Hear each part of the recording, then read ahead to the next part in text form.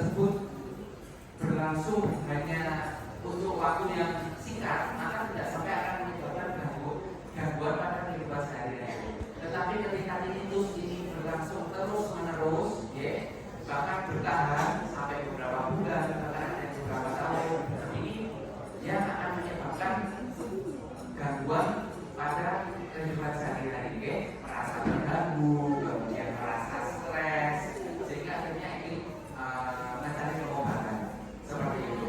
Mungkin ada tambahan. Kapan sebenarnya dikatakan telinganya berdenyut?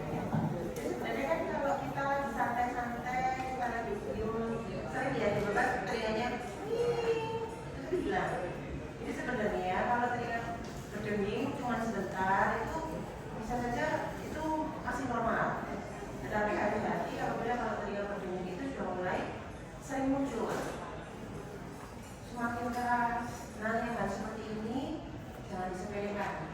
Segera periksa ke dokter atau ke THT untuk kita evaluasi lebih lanjut.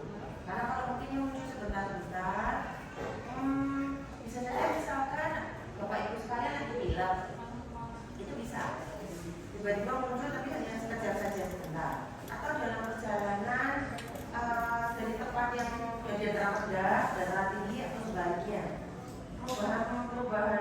perubahan ketinggian itu juga bisa. Tapi itu hanya akan berlangsung sebentar saja. Tapi apabila dia sudah berlangsung cukup lama, kok lebih